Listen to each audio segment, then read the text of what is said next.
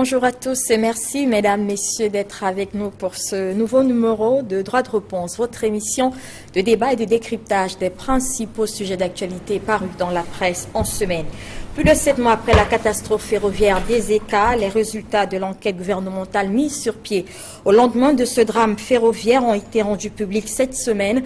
Du moins, les grandes lignes de ces résultats, c'est donc à travers un communiqué signé de la présidence de la République que les Camerounais ont appris que le principal responsable du triste événement du 21 octobre 2016 sur le chemin de fer est Camrail, l'entreprise en charge du transport ferroviaire au Cameroun. Et comme vous l'imaginez, la publication de ce communiqué a suscité une vague d'interrogations et de commentaires cette semaine dans la presse, tant au sujet des prescriptions du chef de l'État qu'en rapport avec les résultats de la commission ayant jugé très incomplet. Nous décrypterons donc ce rapport dans cette édition de Droit de réponse. Autre sujet, c'est l'interdiction cette semaine d'une conférence de débat de l'organisation Amnesty International. L'ONG envisageait de tenir une réunion à Yaoundé ce mercredi sur des questions liées au respect des droits de l'homme et à la lutte contre le terrorisme. Une réunion qui a donc été interdite à la dernière minute alors que des participants étaient même déjà en salle. Dans la presse, on évoque les relations tendues entre cette organisation non gouvernementale et le gouvernement camerounais. Pour certains responsables d'Amnesty International, cette interdiction cache mal la frilosité du gouvernement camerounais à voir révéler au grand jour plusieurs entorses dans le respect des droits de l'homme.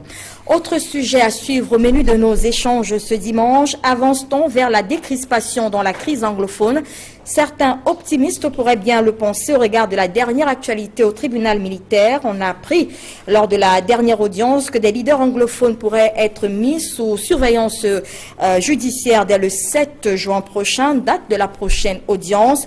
Maître Agbor Bala et Dr Fontem Neba pourraient donc en effet, à partir de cette date, comparaître libres. Mais les 24 autres détenus détenus donc pour les mêmes raisons, ne vont pas bénéficier des mêmes avantages.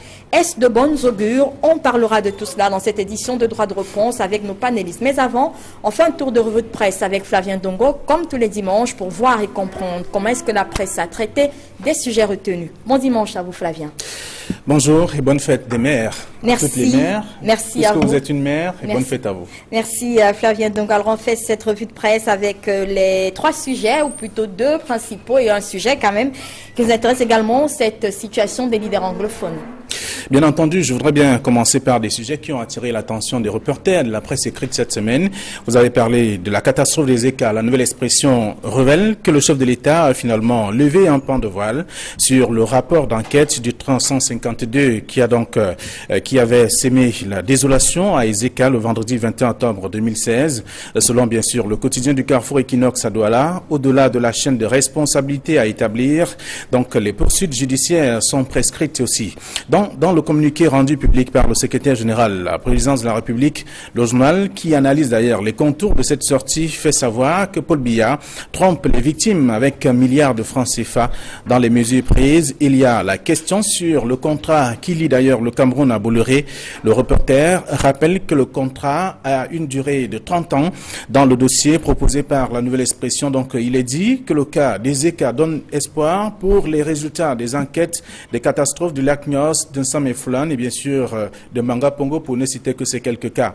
Pour le journal Émergence, Paul Biya a simplement établi les responsabilités de Camrail dans cette affaire qui a donc endeuillé des familles. Selon le rédacteur de l'article, le reporter de l'hécatombe, le reporter fait savoir que l'hécatombe de ferroviaire produit donc le 21 octobre 2016 avait fait, selon les autorités camerounaises, 79 morts. Un chiffre malheureusement contesté jusqu'ici, précise d'ailleurs Émergence. Sur le milliard alloué donc aux victimes, Émergence se demande comment est-ce que la répartition se fera, tout en révélant donc que c'est une autre porte ouverte au détournement et bien sûr à la corruption ainsi qu'aux querelles. Mutation pour sa part a donné donc la parole à Benoît Essiga, qui est l'un des rares experts qui faisait donc partie des enquêteurs commis par le procureur de la République près la cour d'appel du centre à Yaoundé, suite donc à la catastrophe des ECA. Pour lui, au-delà des faits, des éloges du chef au chef de l'État, précise néanmoins que l'audit de la concession de 1999 en passant par l'avenant de 2005 et celui celui de 2008, prescrit par le président de la République, permettrait donc de savoir si Cam Rail a respecté jusqu'ici les tâches qui lui ont été donc dévolues. L'expert ajoute que dans ses responsabilités, qui concernent d'ailleurs principalement Cam Rail, il y a des membres du gouvernement qui sont aussi responsables, même si le communiqué ne les cite pas nommément. Il y a donc les ministres des Transports et celui, bien entendu, des Travaux publics. Le journal Repère, qui n'a pas raté le coach, révèle que les vrais coupables sont désormais connus. Selon Repère, l'actuel ministre des Transports, voulant donc aider les passagers à rallier Yaoundé et Douala, a pris des décisions qui ont d'ailleurs conduit à la catastrophe, et celui des Travaux publics paye ainsi le prix donc de la non-réalisation des ouvrages, notamment des infrastructures routières. Pour Repère, l'effondrement du pont sur la nationale numéro 3 au niveau donc de la ville de Matombe est donc le début de cette catastrophe qui a tué des populations camerounaises. Voilà comment est-ce que le sujet a été traité, en tout cas, par la presse camerounaise pour ce qui est du premier. Le second sujet, il faut le rappeler, concerne bien entendu l'interdiction de la tenue de la conférence de presse d'Amnesty International à Yaoundé. Et voyez-vous donc, pour mutation, l'ONG qui organisait donc la rencontre avec la presse entendait partager le contenu de plus de 310 000 lettres, donc des pétitions des personnes du monde envoyées au président de la République du Cameroun pour lui demander de libérer 3 étudiants condamnés donc à 10 ans d'emprisonnement par le tribunal militaire de Yaoundé pour avoir fait circuler une plaisanterie sur la secte islamiste Boko Haram par SMS sur le net. Donc le directeur régional d'Amnesty International pour l'Afrique de l'Ouest et l'Afrique centrale, à qui a d'ailleurs vu la police lui interdire une telle opération, pense qu'il s'agit d'une stratégie du gouvernement camerounais qui tend donc à museler l'organisation sur les sujets sensibles. L'Édu Sahel, qui traite également de cette question, fait savoir que près d'une dizaine d'agents de sécurité ont d'ailleurs envahi le lieu où devait donc se tenir la conférence de presse et demander donc par la suite aux responsables de l'hôtel de fermer les portes de la salle qui devait donc accueillir des personnes qui sont venues prendre part à cette rencontre. Alors, autre sujet, entre autres, qui sera également à l'ordre du jour de cette autre édition de Droit de réponse. Vous parlerez sans doute, Albertine, de cette date du 7 juin prochain qui s'annonce comme une date aussi importante pour les leaders anglophones, interpellés donc dans le cadre de l'opération, tout au moins la crise anglophone. Et là, on apprend également que c'est un jour particulier pour ces derniers et qui pourrait donc, soit oui ou non, savoir si leur liberté sous condition introduite donc sera respectée. Et j'imagine qu'avec le début du mois de Ramadan, vous parleriez aussi du sucre, la question du sucre qui fait problème au sein de cette population, parce que pour les musulmans, c'est une denrée aussi importante et que beaucoup plus pour la population aussi, mais le ministre du Commerce, qui a choisi de faire le tour des magasins, en allant bien entendu à la Sosucam, devrait plutôt aller dans les marchés, voir s'il y a véritablement pénurie. Et là, on constate au sein de la population qu'il y a un problème. Exactement, Flavien Dongo. Merci pour ce clin d'œil à cette communauté musulmane qui a donc entamé le jeûne depuis hier. Et effectivement, dans la presse, on a également parlé de cette actualité au sujet du sucre qui se fait un peu rare dans les marchés. Et cette question d'importation qui revient toujours au début de ce mois de juin du Ramadan, les importations donc, qui posent problème au niveau du sucre. Merci à vous. Peut-être un dernier mot avant de partir sur la fête des mères, par exemple. Oui, toutes les mères sont au courant que c'est un grand jour pour elles et nous leur accordons tout ce qu'il y a de merveilleux aujourd'hui, c'est-à-dire beaucoup d'attention, beaucoup d'amour et beaucoup de joie. Merci à vous, Flavien Dongo, et bon dimanche. À présent, nous allons découvrir le panel qui nous accompagne pour cette édition de Droit de réponse. Bonjour à vous, Hilaire Zikpan, et merci d'avoir accepté notre invitation. Merci. Bonjour à tous les téléspectateurs de la grande chaîne de télévision Equinox, bien entendu. J'ai commencé par vous parce que je vous ai vu un peu réagir quand on parlait du sucre tout à l'heure. Je rappelle d'abord que vous êtes chargé de la communication du mouvement progressiste. C'est exact. Conseiller municipal à la mairie de Douala 1er. C'est exact aussi. Professeur Charlemagne Messangaï-Nyamzi, merci d'être avec nous. C'est moi qui vous remercie. Je vais souhaiter une très bonne fête à toutes les mamans. Parce que j'aime beaucoup maman, c'est grâce à ces femmes que nous avons la vie. Et je vais également en profiter pour saluer tous les copanélistes et vos fidèles téléspectateurs. Vous êtes enseignant à l'Institut des Relations Internationales du Cameroun, l'IRIC, politologue. Oui. Et puis vous êtes également membre du comité central du RDPC.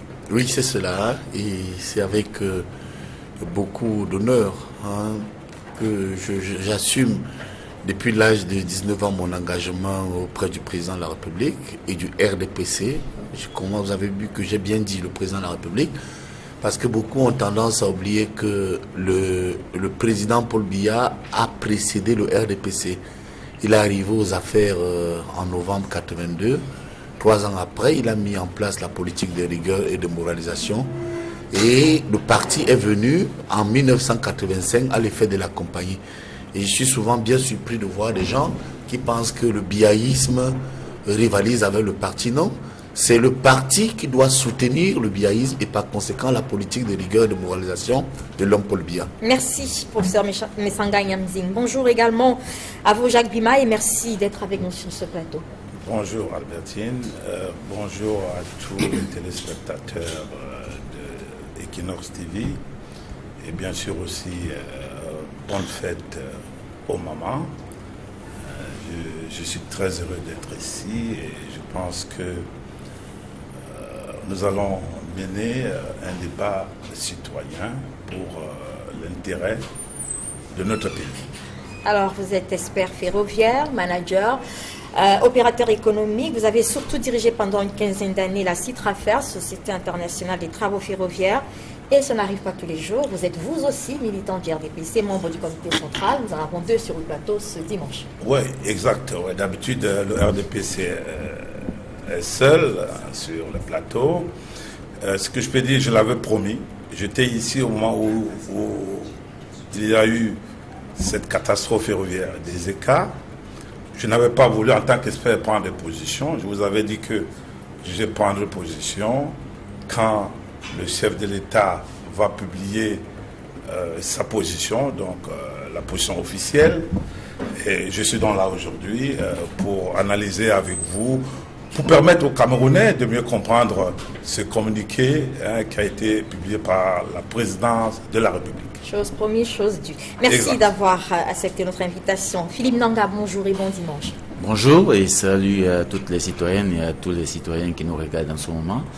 Je fais également un clin d'œil à toutes les mamans, sans qui nous ne serions pas ici certainement. Merci à vous d'être là. Vous êtes militant des droits de l'homme, coordonnateur de l'ONG Un Monde à Venir, organisation de la société civile spécialisée entre autres dans la défense des droits de l'homme, mais également la promotion de la démocratie, la citoyenneté entre autres. Oui, Un Monde à Venir, c'est une organisation évidemment de la société civile qui travaille sur 2 thématiques, la démocratie et les droits de l'homme.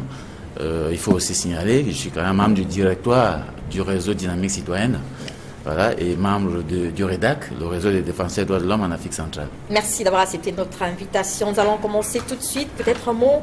Hilaire Zipan, je le disais tout à l'heure, vous réagissez sur cette affaire du sucre tout à l'heure lorsque Fabien Ndongo parlait, ces importations. C'est la communauté musulmane qui a donc commencé le jeûne hier. Mais le problème de l'importation du sucre se pose encore. Qu'est-ce qui se passe en fait dans ces... Non, je crois savoir que c'est un sujet extrêmement délicat. Il faut donc le prendre avec beaucoup plus de réalisme. Vous êtes sans ignorer que le 4e pilier de la religion musulmane, c'est le ramadan. Et la périodicité est connue à l'avance. Lorsque l'on parcourt les journaux, et c'est l'occasion pour moi de saluer les historiens du temps présent, nous constatons simplement qu'on risque de se retrouver dans une pénurie. Beaucoup plus pour nos confrères qui vivent dans le septentrion. Et cela est extrêmement grave. Le ministre a semblé nous donner beaucoup d'indications en déclinant qu'il y avait à peu près 33 000 tonnes qui existaient chez Sosucam. Et lorsqu'on fait le ratio entre la consommation globale et ce stock-là, il se trouve que nous allons avoir certainement de la pénurie. Mais le drame ne se trouve pas là. Au-delà de la prévision et de cette gestion un peu à la corbeille dont le gouvernement nous a habitués, nous constatons simplement qu'on demande certainement aux pyromanes d'être le pompier. Autrement dit, on demande à Sosucam d'importer en même temps. Or, ça ne devrait pas être le cas. On devrait plutôt encourager Sosucam de produire et en cas de constatation d'une pénurie, on trouve des importateurs qui le font à leur place. Question d'encourager les investissements dans ce secteur hautement sensible qui va donc du besoin physiologique de l'ensemble des Camerounais et beaucoup plus pour la religion musulmane. Je crois savoir que Si nous ne faisons absolument rien, on va nous brandir, bien entendu, pour ceux qui vont contester la loi sur le terrorisme. C'est la nouvelle trouvaille du RDPC pour résoudre tous les problèmes sociaux. Et je pense qu'il faut le dire avec le condamner cette attitude du ministre du Commerce avec la dernière énergie, en disant que le stock ne devait pas se trouver dans les magasins de Sosicam, mais sur les marchés. Parce que entre les magasins de Sosicam et le marché, vous allez voir l'inflation. Et je peux vous rappeler que moi qui suis dans le transport, à l'heure actuelle, du panel de prix qui se situe autour de 28 000 francs, on l'achète à 32 000 francs. Et lorsque vous rendez dans le marché, on regarde votre tête pour savoir si vous n'êtes pas un contrôleur de prix afin de vous donner le prix plancher sur le marché. Merci. Donc voilà la manière où on construit l'inflation et l'on construit à détruire notre économie. Alors c'était un clin d'œil à la communauté musulmane qui a commencé le jeûne. Et à présent, les sujets retenus pour ce dimanche. 7 mois après, je le disais, la catastrophe ferroviaire des ECA, la présidence de la République a donné le 23 mai dernier des nouvelles de l'enquête gouvernementale mise sur pied au lendemain de ce drame ferroviaire. Dans un communiqué signé du secrétaire général de la présidence de la République, l'on a eu connaissance dans des grandes lignes de ce rapport d'enquête de la commission IAN. L'on a alors appris entre autres que le concessionnaire du chemin de fer Camrail était désigné comme le principal responsable du triste événement du 20 octobre 2016. Philippe Nanga, je vais commencer avec vous. Comment est-ce que vous avez réagi en découvrant donc le communiqué de la présidence de la République? Qu'en avez-vous pensé? Déjà, je me suis interrogé pourquoi est-ce que ce communiqué n'était pas accompagné du rapport, pour qu'on puisse y voir un peu plus clair, parce que c'est toujours délicat de se prononcer sur un communiqué de 3 pages concernant un sujet comme celui-là qui a quand même qui est d'une importance assez grave. Et donc je suppose que le rapport doit être beaucoup plus important que le communiqué qui a été rendu public. Donc ma première question, ça a été de savoir pourquoi est-ce que nous n'avons pas, pourquoi est-ce que les citoyens camerounais n'ont pas le droit, n'est-ce pas, de prendre connaissance du rapport. Et j'ai évidemment lancé un coup d'œil rapide pour comprendre aussi la teneur de ce communiqué, pour constater que le gouvernement se mettait en cause parce que en indiquant clairement que Camrail était principal responsable, le gouvernement se mettait en cause parce que, à double titre, j'allais dire, parce que d'abord le gouvernement a une part dans cette entreprise privée, et en plus le gouvernement est responsable de la concession accordée aux privés, n'est-ce pas, qui ont la majorité, qui disposent de la majorité dans cette entreprise. Donc il y a une double responsabilité du gouvernement que je souligne, n'est-ce pas, dans ce communiqué. Voilà comment j'ai analysé dans un premier temps ce communiqué. Jacques Bimaï, dans la presse cette semaine, il y a eu des réactions à plusieurs vitesses. D'abord, l'euphorie d'avoir les résultats d'une enquête de ce type, ce qui vous conviendra avec moi, ne rentre pas dans les usages du gouvernement de rendre les résultats après la mise sur pied des commissions, mais passé cette euphorie, dans la presse, on a finalement réagi, les observateurs ont réagi en se disant qu'on avait eu droit à un communiqué plutôt laconique dans lequel on n'avait pas assez d'éléments. Comment est-ce que vous avez réagi en apprenant alors, en voyant ce communiqué de la présidence de la République? D'abord, je dois vous dire que la commission IAN a fait un travail remarquable. Mais avant d'entrer dans ce communiqué, je voudrais d'abord expliquer aux téléspectateurs pour qu'on comprenne pourquoi on parlait de la responsabilité principale de Camrail. Nous avons mis notre chemin de fer en concession en 1999. Jusqu'en 2005, on a fait le premier avenant. L'État a pris la responsabilité de subventionner le transport voyageurs. Et ce qui est important, d'ailleurs, pour le contrat initial, Camrail avait la responsabilité de tous les investissements dans ce secteur. Donc je parle dans le domaine des infrastructures, donc de la voie, de la gestion de notre patrimoine, en bref, du matériel roulant, de la sécurité. C'était la responsabilité à Camrail, qui était donc ici le concessionnaire. Mais quelque chose arriva en 2008. Le 4 novembre 2008, il y a un avenant numéro 2 qui est signé entre l'État du Cameroun et le concessionnaire. Et dans cet avenant, parce qu'on sort de la concession, puisque l'État du Cameroun était désormais responsable de tous les investissements au niveau des infrastructures ferroviaires.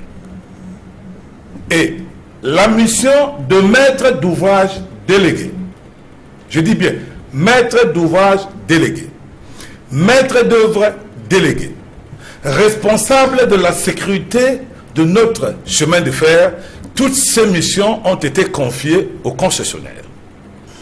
Et ce qui est important, en plus de ça, donc la sécurité au niveau du chemin de fer était également confiée aux concessionnaires. L'État, à travers des subventions, a mis des moyens financiers très importants à la disposition du concessionnaire pour remplir ses missions. Et encore plus, des crédits ont été contractés auprès des bailleurs de fonds tels que la Banque mondiale et mis à la disposition des Camrail pour les travaux ferroviaires et l'achat du matériel roulant. Et bien sûr, l'État a mis en place ce qu'on a appelé le comité interministériel des infrastructures ferroviaires qu'on appelle le COMIFER, présidé par le ministre des Transports, pour le suivi des différents programmes. Donc, en tant que maître d'ouvrage délégué, maître d'œuvre délégué, chargé de la sécurité ferroviaire, vous comprenez qu'après la catastrophe des écarts, il ne faut pas qu'il y ait amalgame. Le concessionnaire est le principal responsable. Alors, le chef de l'État, laissez-moi terminer, le chef de l'État a bien parlé de principal responsable. Parce qu'il a eu une enquête, il a fait mener une enquête administrative. Nous sommes dans un état de droit.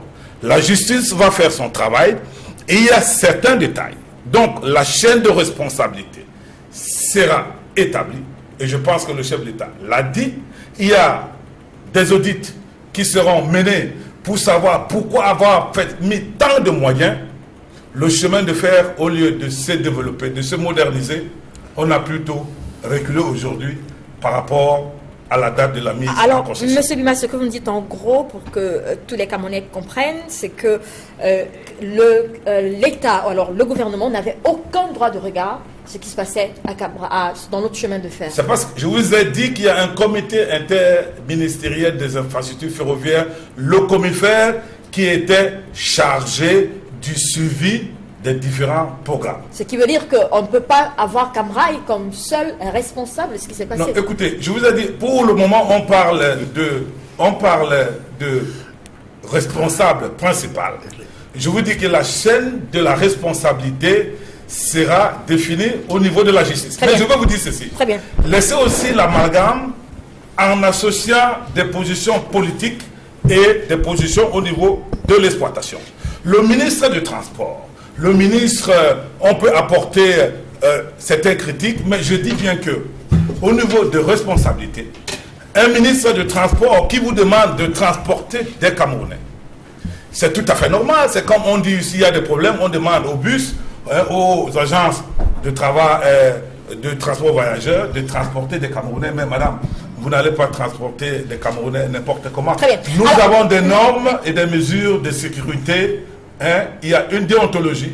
Dans le métier de chemin de fer, les normes n'ont pas été respectées. Je suis désolé, ce n'est pas l'affaire. Monsieur Hilaire Zipan, alors pour beaucoup d'observateurs, d'ailleurs plusieurs hommes politiques, partis politiques même ont réagi en cela cette semaine, en estimant que le gouvernement avait, ou alors ce rapport dédouané des membres du gouvernement. Monsieur Jacques Lima l'a dit, et nous l'avons lu, on parle de responsabilité principale de Camrail, ce qui sous-entend des responsabilités secondaires, par exemple, qu'on n'a pas dans le communiqué qui a été rendu public. Comment est-ce que vous avez lu ce communiqué-là entre les lignes? Est-ce que vous pensez, par exemple, que les craintes, ou alors les craintes de ces hommes politiques sont justifiées? D'abord, il s'agit d'un événement extrêmement grave qui a endeuillé notre pays où nous n'avons pas jusqu'à l'heure le nombre exact des victimes. Premier élément. Deuxième élément, quand il y a mort d'homme, toute la nation doit s'indigner et s'interroger. je pense que le fait d'avoir choisi un communiqué pour s'adresser aux Camerounais à partir d'un rapport aussi important, je crois pour ma part que, au regard de la gravité de la situation, c'est un peu léger. La deuxième des choses, c'est que on a deux responsabilités. Il y a d'une part la vision d'orientation des décisions prises antérieurement à la privatisation de la régie FECAM, la responsabilité d'exploitation dans lequel Bimaï a essayé très brillamment de le démontrer. Je crois savoir que lorsque nous sommes rentrés dans les plans d'instruments structurels en 1985, nous avons essayé 3, 4.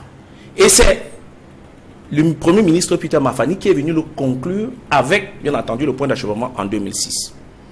Toujours est-il que, en étant acteur de la scène politique, depuis 1990, nous avons décrié les privatisations d'un certain nombre de sociétés de monopole dans lequel, pour nous, l'incompréhension était établie. En ce sens que quoi?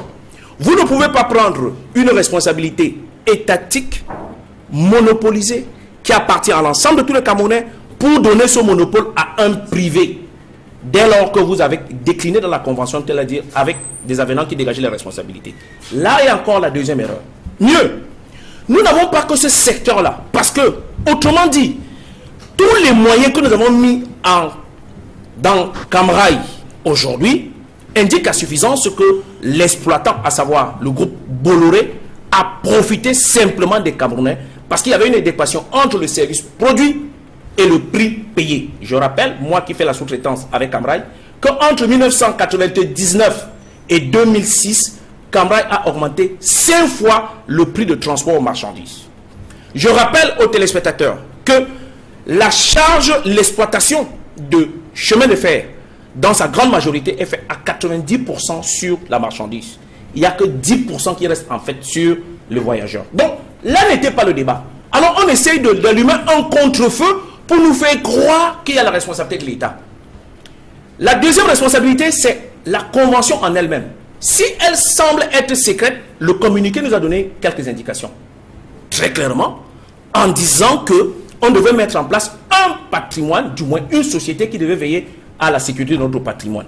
Je voudrais conclure, pour que les téléspectateurs comprennent, que si vous lisez bien la convention, et moi j'ai eu l'occasion de jeter un coup d'œil dessus, il est dit dans les dispositions finales transitoires, et là je passe le contrôle d'un professeur, que la convention aura un comité de suivi. Nous avons mis 6 ans jusqu'à ce que Camrail se dédouane de la mise en place de ce comité de suivi. Ils ont même un cahier de charge. De ce cahier de charge-là. Donc pour dire qu'ils ont exploité, extirpé, absorbé tout. Parce qu'en même temps, ils ont éliminé toutes les usines d'usinage, ils ont fermé l'école de formation, ils ont éliminé tout ce qui les coûtait trop cher et ils aspiraient en longueur de journée. Je pense vous faire une révélation sur ce plateau. Camrail ne paye pas suffisamment de TVA à l'endroit du territoire, à l'endroit de l'État camerounais. Je le dis en étant transporteur. Et cela est extrêmement grave parce qu'on ne peut pas continuer à donner le terminal à conteneurs à un groupe, la manutention à un groupe, le transport ferroviaire à un groupe, et maintenant on est en train de donner le port de Kribi au même groupe. Le monopole de l'État ne peut pas être un monopole du privé.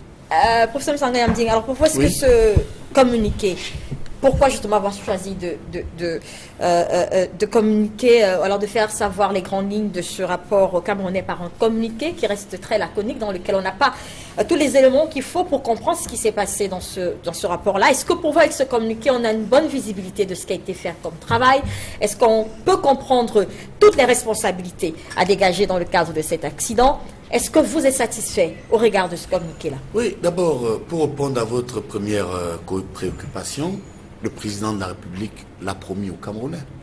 Il a promis à l'opinion nationale et internationale. Moi, je me souviens que lors de son discours, après cet incident grave, il a d'ailleurs dit que les responsabilités allaient être établies.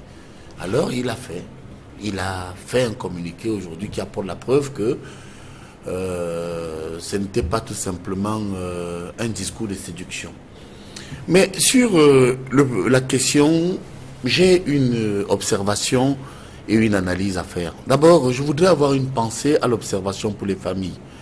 et demander à tous ceux qui prennent des positions politiques, administratives et autres, de penser aux familles, parce que c'est un deuil national.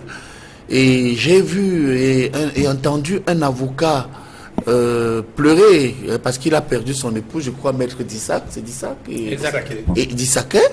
Je vous assure que quand j'ai écouté ce compatriote, je me suis mis à pleurer. En tant qu'homme politique, nous devons être proches de toutes ces personnes. Alors vous voyez que, sachons que lorsque nous analysons cette situation, il faut le faire avec beaucoup de mesures et beaucoup d'attention, parce qu'en face, vous avez des Camerounais qui souffrent encore des disparus. Il y a des personnes qu'on n'a jamais retrouvées. Et puis à côté, vous avez des Camerounais en deuil. Et c'est brutal. Et en plus, il y a une troisième catégorie de Camerounais, ceux qui ont survécu à cet accident et qui sont toujours choqués et en transe lorsqu'on leur parle de ça. J'ai vu un qui est d'ailleurs un ami, il sursaute lorsqu'on parle de cette affaire. Alors il faut parler de cette affaire avec beaucoup de délicatesse et surtout beaucoup d'honnêteté. Éviter d'en faire une récupération politique, comme j'ai entendu certains adversaires du régime RDPC, ce que nous soutenons, tenter de politiser cette affaire et incriminer le chef de l'État. À l'analyse maintenant, moi je suis d'accord avec tout ce qui a été dit. Mais je me félicite d'abord d'une chose. Pour répondre à votre question, mais le président de la République a promis une enquête. L'enquête a été faite. Vous savez que nous sommes dans un pays où, généralement, quand on va enterrer un dossier, on vous dit enquête. Mais là, au moins, on a la preuve que les choses sont en train de changer. L'enquête est prescrite et l'enquête a établi des responsabilités. Du moins, ressort 4 points qui ne sont pas flous. Moi, je suis étonné quand j'écoute certains qui nous disent non, on ne comprend pas ceci. 1. Le rapport a été publié, premier point. Deuxièmement... Pas le rapport, un communiqué. Le communiqué, oui. Mais quand je dis le communiqué, en réalité, dans le communiqué, il y a ce qu'on appelle la raison d'État. Il y a des éléments que je peux vous dire, en tant qu'enseignant des sciences administratives, qu'on ne va jamais nous donner dans tous les pays, c'est comme ça. On ne peut pas vous donner certains éléments. Imaginez un temps soit peu, si en dehors de cet accident, on a découvert qu'il y avait autre chose, style un attentat. Ou encore parce qu'il y a une information qui doit être ouverte et on veut encore davantage d'informations. Sauf que pour les Camerounais, sans vous couper, ce que l'on sait aujourd'hui à travers ce communiqué, c'est ce que les Camerounais en majorité savaient déjà. Il n'y a pas du nouveau dans ce, il y a du nouveau. Dans ce communiqué qui a été rendu public. Par exemple, on s'attendait à savoir le nombre de personnes exactes qui étaient dans ce train. Des choses sur lesquelles on attendait, par exemple, cette commission. On n'a pas ce nombre de personnes. On s'attendait à des nouveautés comme celle-là, mais tout le monde voyait bien que Camra était... Nous sommes vraiment entre nous. Qui, honnêtement, peut vous dire le nombre de personnes qui étaient dans ce train? Quand on sait que certains avaient déjà des billets de voyage, des tickets de voyage, quand on sait que d'autres n'en avaient pas. Vraiment, venez vous dire que on peut vous dire exactement. Mais sauf que, intéressons-nous à ce qui a été fait. Premièrement, il y a un rapport qui établit les responsabilités. Un communiqué. Un communiqué, bien sûr, qui s'inspire du rapport qui établit les responsabilités. C'est une innovation. Et je rejoins d'ailleurs tous ceux qui ont parlé avant moi, et nous comprenons que l'encadrement esclavagiste de Bolloré, moi j'ai le courage de le dire, est établi, et que derrière il y a une mafia interne. Si mon camarade politique, c'est vrai, Bimaï, qui est beaucoup plus réservé que moi sur certains points, n'a pas voulu répondre. Vous lui avez posé une question et j'ai eu le sourire lorsque vous lui avez parlé de la fameuse commission. Pour moi, ces commissions sont pour la plupart des fois complices de ce qui se fait. C'est-à-dire derrière, ils savent les exigences d'un cahier des charges de privatisation, mais personne ne veut le dire. Rapidement pour chuter, il y a un deuxième point important, c'est que au-delà des responsabilités établies, mais le président, le communiqué nous apprend effectivement que en réalité Camra n'a jamais rempli ses charges, puisque la révision du contrat va être opérée. D'ailleurs, c'est ce troisième point que je voulais évoquer. Il est clair que désormais les choses ne seront plus pareilles. Il y a une escroquerie, il y a une duperie digne de l'esclavage. Enfin, quatrième et dernier point, et c'est ce qui m'a vraiment marqué, c'est la construction d'une stèle.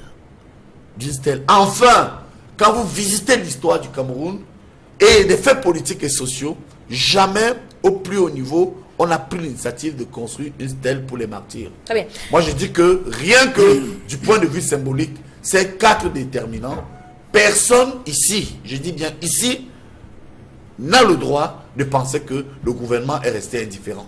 Philippe Nanga, sur le sujet. Non, je pense que, bon, je me réjouis déjà que les cadres du RDPC qui sont là, quand même, laissent transparaître la responsabilité d'une manière ou d'une autre du gouvernement, soit à travers la commission qui, comme le dit le professeur Moussa Nyamdien, est complice dans tous les cas. Oui, et même, et pour abonner à votre sens, je vous passe une seconde, même les privatisations, il y a des bandits dans la République, vous comprenez, qui trompent le chef de l'État et ficellent mal les privatisations. Oui, là, je vous confirme que je suis d'accord avec vous. Je voudrais dire justement que nous, d'être dans la société civile, et moi particulièrement en tant que gestionnaire de projet, nous avons souvent ce qu'on appelle l'arbre à problème. Et donc, quand on dessine notre arbre à problème et qu'on commence à l'interroger, n'est-ce pas, pour identifier le premier responsable, on a du mal à ne pas conclure que c'est le gouvernement du Cameroun qui est premier responsable de cet incident. Parce que c'est le gouvernement du Cameroun qui concède. Le groupe Bolloré, on en a déjà parlé, on sait, mais alors, c'est pour ça qu'on décrit justement les processus de privatisation. Donc le premier responsable de cet incident, on peut faire toutes les analyses, ça reste le gouvernement du Cameroun qui n'a jamais respecté le minimum de base en matière de démocratie pour concéder, n'est-ce pas, un certain nombre d'activités publiques au privé. Donc, maintenant, alors, on s'étonne également que même par la suite, là encore, il y a diversion, parce que la question de la stèle, on a quand même des martyrs dont on attend toujours de voir ériger les stèles pour, n'est-ce pas, tout au moins informer, rappeler aux jeunes générations ce qui s'est passé hier. Donc, on a eu d'autres événements beaucoup plus importants, sans négliger cet événement des écarts, mais on a eu des événements beaucoup plus importants dont on attend toujours des stèles. Ça, c'est une chose. Maintenant, l'autre responsabilité, là où ce qui me conforte dans la responsabilité du gouvernement, il y a d'abord qu'il faut établir la cause, n'est-ce pas, de cet incident. N'oublions pas que c'est suite à l'affaissement d'une voie qu'on se retrouve avec cette situation-là. Là encore, c'est la responsabilité entière du gouvernement. Entière du gouvernement. Dans la gestion, et ça transparaît en filigrane dans le communiqué, la gestion de la catastrophe, on a encore vu des défaillances énormes, toujours de la responsabilité du gouvernement. On a vu par exemple la prise en charge qui était catastrophique, un endroit qui n'avait pas d'hôpital approprié, aucun moyen, aucune urgence appropriée, aucun dispositif d'alerte approprié. Donc on a vu encore là l'entière responsabilité du gouvernement. Donc je pense que on peut rentrer dans toutes les analyses. Évidemment, l'entreprise a une responsabilité, mais en ce qui nous concerne, quand on fait toutes les analyses, le gouvernement porte l'entière responsabilité de ça, parce que déjà, avec la confirmation de l'existence de cette commission, qui n'existe pas, qui est quand même chargée de contrôler, avec l'information de M. Bimaï qui nous renseigne qu'en 2008, il y a eu une modification du contrat de concession pour donner plus de responsabilités au gouvernement concernant le transport, n'est-ce pas, des voyageurs. Donc je pense qu'on ne peut pas se défiler de quoi que ce soit. Le gouvernement porte l'entière responsabilité. Et là encore, je pense que, bien conscient de cela, c'est pour ça qu'il n'ose pas s'avancer sur un chiffre. Mais moi, je rappelle quand même que le communiqué qu'on a vu défiler dans les médias de Camrail, même s'il n'est pas signé de quelqu'un, mais il est quand même sur un tête Camrail, donc on peut le prendre au sérieux, jusqu'à présent, ce n'est pas contesté.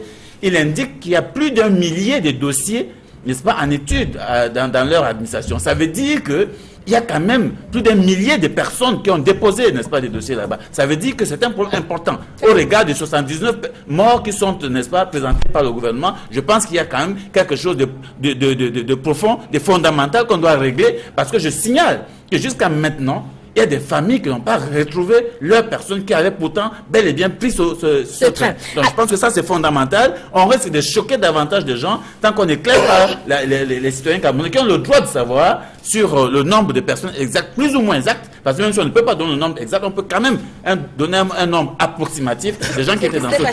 Alors Jacques Bima, par exemple sur cette société, la création de cette société de gestion du patrimoine qui faisait partie du contrat, pourquoi à ce jour elle n'a toujours pas existé?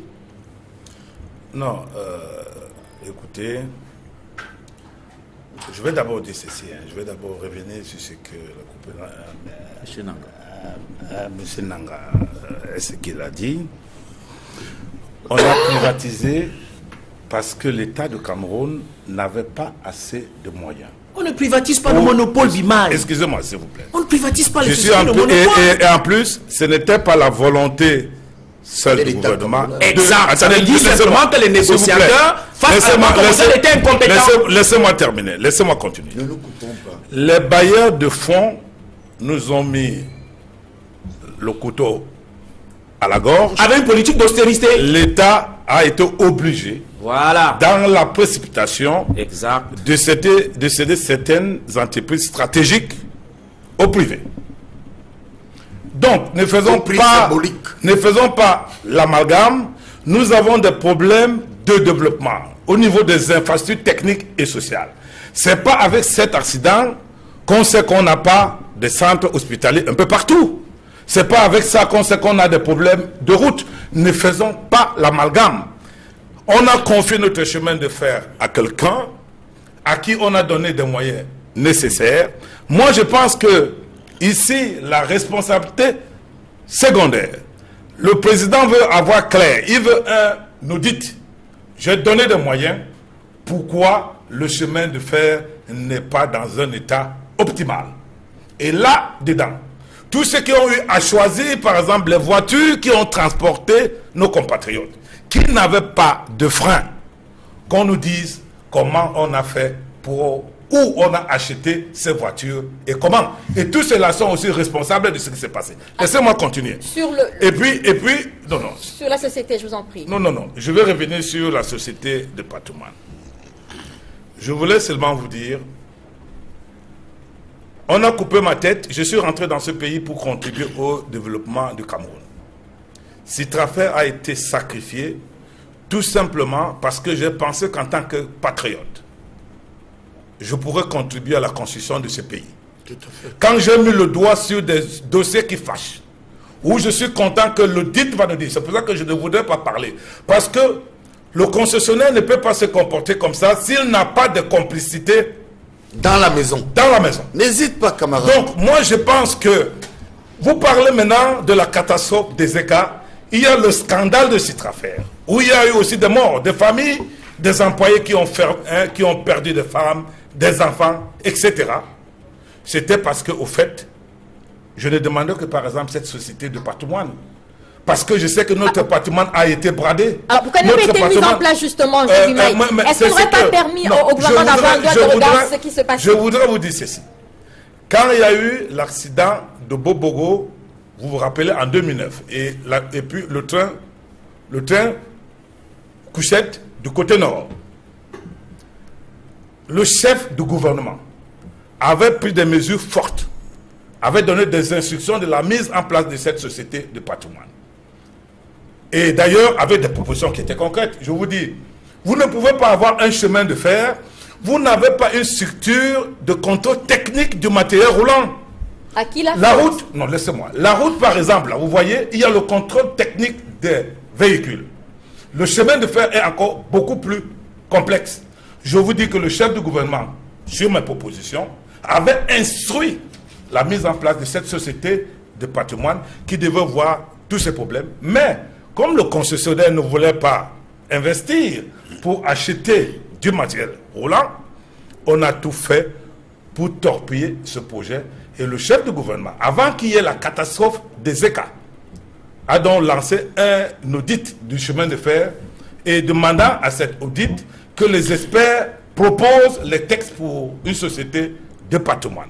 Ce que je veux dire, le chef de l'État a demandé qu'il y ait un audit et je pense que nous saurons beaucoup de choses. Il y a des choses, l'État a mis des moyens, le chemin de fer se porte mal et c'est pour revenir aussi, vous parler surtout, c'est normal, nous sommes des hommes politiques, nous avons perdu des compatriotes. Camara doit nous donner la liste des voyageurs qui sont morts, la liste des voyageurs qui sont blessés. C'est comme ça qu'on fait dans un État, dans un pays où nous voulons la transparence. Vous avez dit tout à l'heure que la justice... Non, je dis le chef de l'État C'était une enquête. Non, lui, il a fait son travail. Il a fait son travail. La commission n'avait pas aussi à chercher à avoir cette liste-là, entre autres résultats d'enquête. C'était pas le rôle de la commission. Non, on a demandé. C'était quoi le rôle de la commission? Non, la commission, on a demandé la cause de l'accident. Les causes, les responsabilités, et puis maintenant de proposer des mesures pour que cela ne se reproduise plus. Non, je pense qu'il y a donc maintenant la justice doit faire son travail. Même la société civile peut d'ailleurs faire son travail. Les journalistes ont créé une commission d'enquête. Où sont les résultats? Vous voyez que c'est pas aussi facile. Il faut du temps, donner du temps. Je crois que nous sommes dans un État organisé.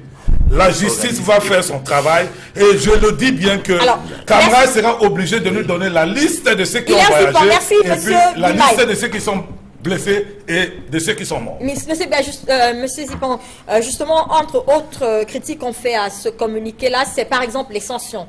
Quand le président de la République dit il faut des sanctions, il prescrit des sanctions, on se demande à qui s'adresse-t-il le président de la République. Les observateurs dans la presse ont réagi en disant voilà par exemple un manquement de ce communiqué, on s'attendait à des mesures fortes telles que des sanctions. Mais là, manifestement, là, comme une fuite en avant, rien du tout. Les mesures sont fortes, quand même, Albertine. Le chef de l'État a prescrit des mesures très fortes. Je fais que relayer ce qui a été dit dans la presse, M. Bilal. Il est insultant. D'abord, moi, je ne comprends pas l'attitude de mon ami Jacques Bimaï. Il est en respectant les dispositions du chef de l'État, qui voulait une enquête administrative, cela ne devrait pas obstruire une enquête judiciaire. Voilà le drame, voilà le jeu qu'il y a dans cette affaire, Albertine. C'est ça le jeu. C'est-à-dire qu'aujourd'hui, à partir donc de rapports administratifs, on va aiguiller maintenant cette fois-là l'enquête judiciaire. C'est là où se trouve le nœud et c'est ce que nous dénonçons. Nous réservons au mouvement progressiste par le biais de notre coordonnateur général de réagir à ce sujet. Je m'arrête là pour le moment. La deuxième chose, c'est que je ne comprends pas. La moindre des choses, c'est qu'il faut voir la similitude entre la gestion sécuritaire de Cam Rai dans d'autres activités et dans celle de Cam Rai. Et là, je donne des faits aux Camerounais. Quand vous transportez la marchandise de Bolloré à destination du Tchad et de la Centrafrique, j'ai rappelé que je suis transporteur. Vous faites un accident. La première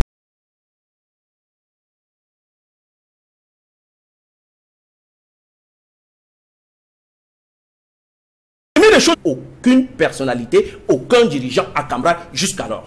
Il y a là une responsabilité. Maintenant, je fais mienne de l'argumentaire de Philippe Nanga. Le gouvernement est garant des biens et des personnes. Les visions politiques ne sont que des orientations données à un moment T, compte tenu de la conjoncture économique, comme celle de 1982-10 où nous étions en crise. Mais il n'en demeure pas moins que le gouvernement devrait demander d'abord à Cam Rai de quitter cette fois-là complètement tous les locaux, parce que la sécurité n'y est pas. On ne peut pas être dans un pays qui a Boko Haram de l'autre côté, une revendication de l'autre côté, et avoir des manquements sécuritaires et conserver les mêmes personnes. Je ne comprends pas l'exagération que nous avons sur ce plateau. Il faut que Cam Rai arrête. La troisième, et cette fois-là, ce qui me semble tout à fait très intéressant, c'est que nous pensons que à partir du moment où on a donné la gestion à Cam Rai dans le cadre du monopole, en lui donnant un endettement, il vient de le dire, c'est la Banque mondiale. Ça veut dire que c'est vous, moi, toi qui allons payer cette dette-là. Nous ne pensons pas pourquoi nous allons emprunter pour demander à quelqu'un de privé de gérer nos emprunts. Je ne comprends pas. C'est que à l'intérieur du RDPC, il ne veut pas le dire, il y a deux RDPC. Il y a un RDPC des fonctionnaires, prédateurs, qui occupent tout, qui avalent tout, qui ramassent tout et qui se font des grosses fortunes. Et il y a donc un RDPC qui a la parole, comme le Messanga Yamdi, qui ont le ministère de la parole, qui bavardent sur le plateau à longueur de journée, comme Bimaï, dans lequel on ne les récompense pas. Cela, on note que avec ces gens-là, on ne peut rien. Donc, la seule chose, c'est de les dégager à la prochaine élection et de mettre les vrais Camerounais à leur vraie place. Nous avons la compétence et nous avons la vision. Et envoyer monsieur bien en retraite à 84 ans ne serait pas une sanction. Ce serait un mérite, monsieur le président de la République. Alors, voilà. Mais il y a l'autre sujet également, une autre mesure dans ce communiqué, le milliard qui a donc été alloués pour les victimes. Et là encore, des problèmes. On se pose la question, à qui est-ce qu'on va remettre cet argent? Maintenant qu'on n'a pas justement la liste de toutes les personnes qui étaient dans ce train-là, comment est-ce qu'on va se faire la répartition? Sachant également qu'il y a toujours eu de gros problèmes avec des argents alloués aux victimes dans des catastrophes pareilles. On a par exemple parlé cette semaine de la catastrophe de Sam, où la CONAC a parlé de 14 milliards de détournements, et jusqu'ici, il n'y a pas eu de tête qui était tombée. Comment est-ce que ça va se passer? Est-ce que ce n'est pas une autre niche de corruption qu'on est en train de créer avec ces 1 milliard qu'on dote aux victimes? Alors, avec votre permission, avant de répondre à cette question qui est claire et d'un intérêt réel, je voudrais que nous n'entrions pas en campagne ici.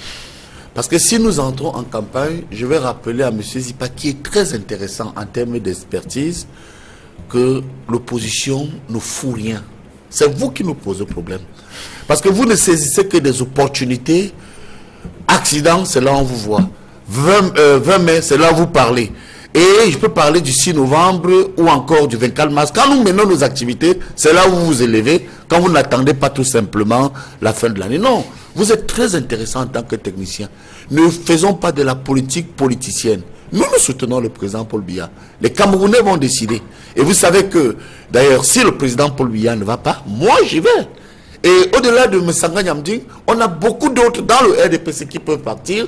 Parce que si Paul Biya, président de la République, est le meilleur parmi nous au RDPC, ne vous leurrez pas, le RDPC a des gens très compétitifs aussi. Là, vous êtes aussi moi, je voudrais revenir. Non, je vous dis, ne jouez pas à ce jeu. Vous me refusez et vous êtes en campagne. Arrêtez donc à ce jeu. Parce que nous pouvons tous jouer, être en campagne. Nous pouvons tous entrer. Restons dans ce que vous dites de pertinent et d'intéressant. Concernant cet argent, madame, vous avez raison. Parce que il y a une très mauvaise interprétation du milliard du chef de l'État. Il s'agit d'une compensation des victimes identifiées. Ce n'est pas une réparation. Précisons un peu cela. Il y a trop de confusion dans ce que disent, pour des raisons politiques, les uns et les autres. Le président dit, voilà, les familles sont endeuillées. Moi, je m'engage à apporter un appui à ces familles identifiées. Donc, clairement, cet argent, je suis clair, s'adresse aux familles identifiées. Identifiées. Et d'ailleurs, ils le savent. Mais les autres veulent faire de la manipulation. D'ailleurs, à côté, je vous annonce solennellement quelque chose. J'ai mis une action de cœur.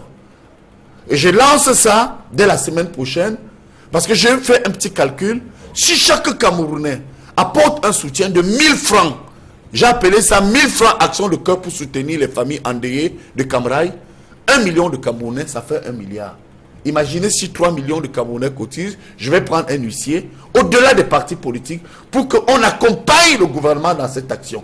Mais voilà des gens, ils ont des salaires, ils ont aussi une vie. On dit l'État, l'État, l'État. Qu'est-ce que vous faites? Moi, voilà. Au-delà, ce n'est pas avec l'étiquette du RDPC que je fais cela. Je vous invite tous, j'ai appelé ça opération 1000 francs pour sauver et soutenir les familles endeuillées. C'est une initiative de Messanga Nyamding, le biaïste.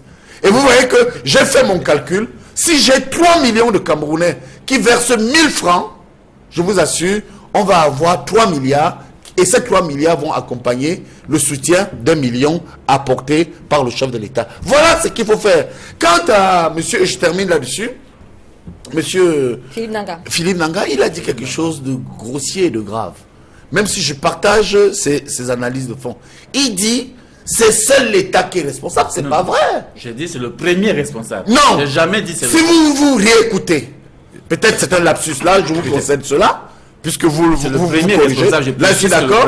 Si vous dites premier responsable, je suis d'accord avec vous. Mais sauf que vous avez dit à plusieurs fois, c'est le seul responsable. Non. Mais maintenant que vous dites le premier, je suis d'accord avec vous, parce que je suis là-dessus.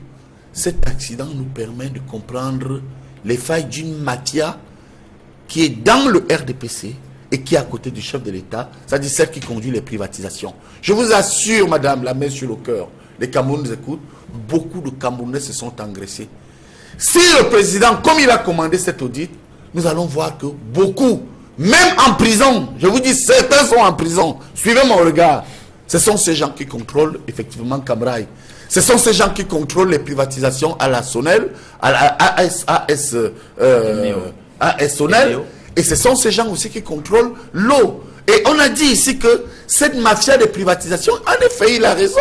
Il a raison. Aujourd'hui, on a des petits bonshommes qui sont des hauts fonctionnaires, qui dans tous leurs postes, qui professeurs, qui magistrats, qui médecins, qui, je ne sais pas moi, dans toutes les fonctions confondues, occupent les fonctions de l'État pour détruire ceux qui soutiennent le président et détruire son action. Et concernant donc, et je termine là-dessus les privatisations, je voudrais vous dire que, permettez-moi d'utiliser une expression de la rue, Ashuka, pour ceux qui ont initié cela. Parce qu'aujourd'hui, je vous assure, beaucoup ne dorment pas, parce que l'affaire Camraï va déclencher d'autres affaires concernant une mafia qui a privatisé pour elle et qui n'a pas privatisé pour le Cameroun. Alors, Jacques Bimaye, à quoi peut-on s'attendre? On va bientôt sortir du sujet, maintenant que décidément c'est lancé. Non, Albertine, ce que je voudrais dire, quand on a une infrastructure comme le chemin de fer, il faut intégrer les aspects sécuritaires. Donc c'est pour dire que privatiser une structure pareille, laisser ça entre les mains du privé, c'est dangereux. Je vous dis, en 84, c'est le chemin de fer, les télécommunications du chemin de fer qui ont sauvé le Cameroun. 2, sur le plan économique, de la compétitivité. Comment pouvez-vous m'expliquer qu'un conteneur qui part de Marseille, Douala, coûte moins cher qu'un conteneur qui part de Douala jusqu'à Ngaoundéré, en fait? Vous voyez, vous comprenez que même sur le plan économique, on ne peut pas avancer comme ça, en fait. Sur le plan social, vous avez vu par exemple, on a parlé de centres de formation qu'on a fermés. Comment pouvez-vous développer un chemin de fer si vous n'avez pas de jeunes Camerounais qui sont formés dans les différents corps de métier? Il y a les conducteurs, il y a les gens qui font la maintenance. Dans le rail. Ce n'est pas possible. Donc je crois que le chef de l'État a pris une bonne mesure. Pour moi, il faudrait qu'on aille très vite. Saluer cela. Saluer ces mesures. Pour moi, ce sont des mesures fortes. L'audit va nous permettre de comprendre ce qui s'est passé. Et de découvrir toutes les mafias. Et de découvrir toutes les mafias. Deuxièmement, je pense qu'avec ça maintenant, parce que le chemin de fer, c'est l'épine dorsale de notre économie. Nous devons faire très très attention. Je crois qu'avec ça maintenant, les différentes mesures, nous allons pouvoir avancer pour avoir un chemin de fer performant. Vous savez, j'ai décrié sur la voie métrique, je vous donne un exemple, pour la compétitivité de notre économie. Dans un pays comme la Tunisie, sur la voie métrique, on va jusqu'à 130 km à l'heure. Au Cameroun, et puis les incidents sont rares. Ici, chez nous, la moyenne c'est 70 km à l'heure, avec beaucoup de déraillements. Même sur le plan économique, c'est insupportable. C'est pour dire que quoi? La privatisation ne nous a rien apporté. Rien du tout. Le Cameroun a mis beaucoup plus de moyens dans le chemin de fer qu'au temps où ce chemin de fer était entre les mains de l'État, de la défense de Régis Fakam. Donc ce que je dis, tirons les leçons du passé, regardons devant, préparons l'avenir. Et tous ceux qui parlent maintenant, qui veulent faire la campagne ici, comme mon ami Hilaire, qui comprennent qu'ils vont nous trouver en chemin avec bilan désastreux comme ça. Écoutez-moi, laissez-moi terminer. Nous avons notre champion, nous allons le supporter. Parce que je suis convaincu que l'avenir du Cameroun doit se préparer avec le président. Philippe Naga, je vous en prie. On a entendu avant que Philippe Naga de réagir. Oui, rapidement, oui. C'est tout à fait important. Non, on n'est pas en campagne, non. L'Assemblée est dans la rame de lancement de leurs différents séminaires dont ils ont fait montre. J'annonce ici solennellement, bien entendu, aux téléspectateurs que la refondation de l'opposition, elle aura. Et vous aurez certainement des nouvelles figures à cette opposition. Soyez-vous tranquille, ce ne serait pas un monsieur qui a 89 ans. Alors, Philippe Naga, pour sortir, ce serait quoi pour vous rendre justice dans le cadre de, finalement, toute cette affaire, la catastrophe ferroviaire des ECA? Je pense qu'il faut rendre transparent le rapport d'enquête qui a été, qui semble exister parce que personne n'a connaissance, n'est-ce pas, de ce rapport. Maintenant, voir pour des raisons d'État. Non, pas forcément, parce qu'un rapport, on peut. Il y a la raison d'État, monsieur. On peut extirper dans ce rapport. Non, on peut extirper du rapport ce qui concerne les raisons d'État, Mais on doit rendre public parce que On n'est les pas citoyens obligé. camerounais ont Vous l'obligation. avez déjà travaillé dans l'administration, C'est vous? pas une question d'administration, justement. Non, attendez, dites-moi. C'est l'administration Vous n'avez pas coloniale. d'expérience. Non, non, c'est Ah, l'administration très bien. coloniale. Alors là, on est dans la posture. vous perdez de un peu l'administration le nord. coloniale. Hein? Vous perdez un peu le Les nord. citoyens camerounais ont le droit de savoir. Ce n'est Mais pas, ils savent. c'est pas- ils ne savent pas.